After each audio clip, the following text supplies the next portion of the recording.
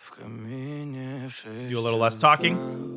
2174, Albert Trucco. We're playing e4, of course. e6, and I've done a couple things against the French. I think the line that I've recommended most recently is the Steinitz gambit, knight f3, and bishop d3, basically the advanced French, but without the move c3. So yes, we are sacrificing the pawn on d4, and we are aiming for very quick development. And in this line, in this gambit, the justification consists in these two factors: our lead in development, combined with the influence exerted by this pawn on e5. This pawn on e5 is an incredibly important pawn. We cannot afford to lose it, so we need to start by overprotecting this pawn. If we're allowing black just to go knight g6 and capture the pawn, this gambit loses all of its meaning.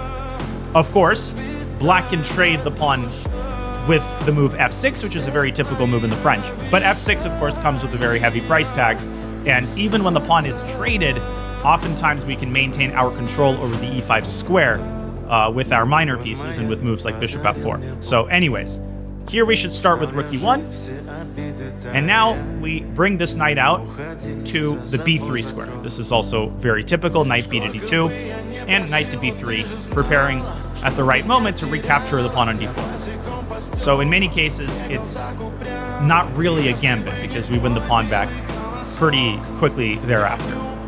Okay, so here again, very important, right? If we play knight takes d4, we drop the pawn on e5. We need to start by taking on g6. This is the main line, actually. I'm pretty impressed our opponent knows this is the most popular, one of the recommended setups for black. But I've always felt that white still has the easier game because ultimately, yeah, our opponent gets the bishop pair, our opponent gets the h-file, but, you know, there's two sides to every coin, and you know, the other side of the coin is that black now doesn't have a great place to put the king. And, you know, the king can stay in the center, but then the rooks are not connected, and the center is not a permanently safe place to be, especially if black one day plans to play f6. Queen side is obviously very risky, and the king side is also not a good place to go because the h-file can then be repurposed. We can basically usurp that file from black in the long run. So we're going to start by playing c3, overprotecting this knight. Very standard move. We can also at some point play the move h3 so that we don't have to worry in the long run about the pressure exerted by black's rook.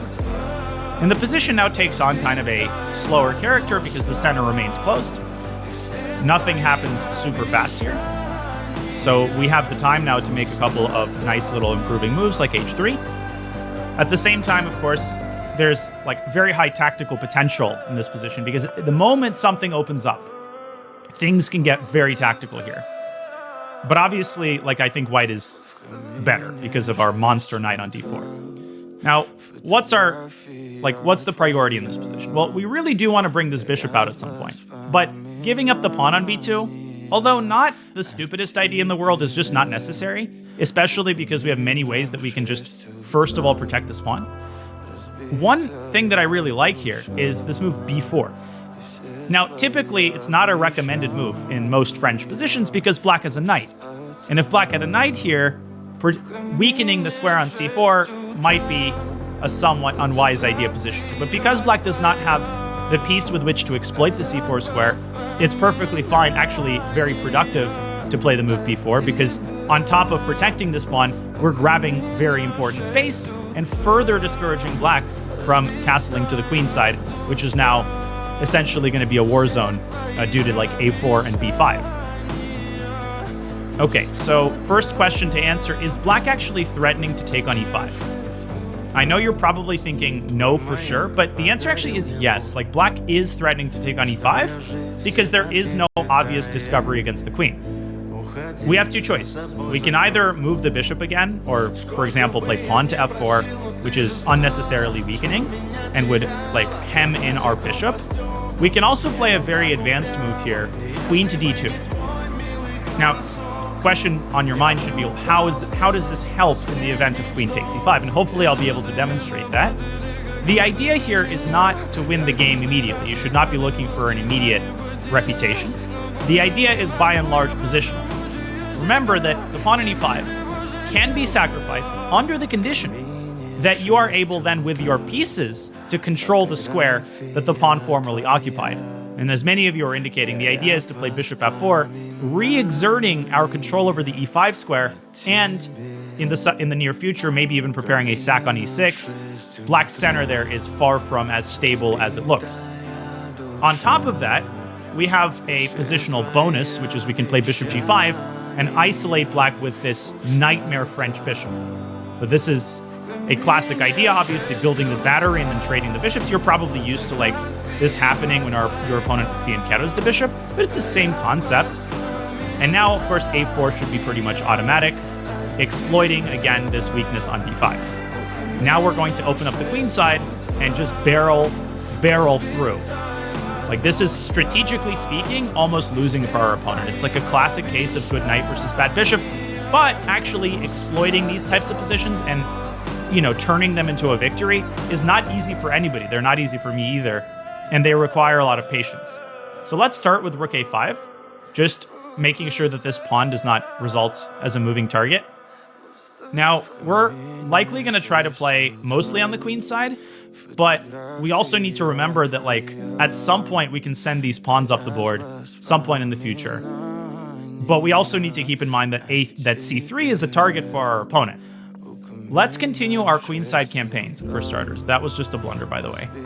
And our opponent instantly exploits it. I actually missed this fork.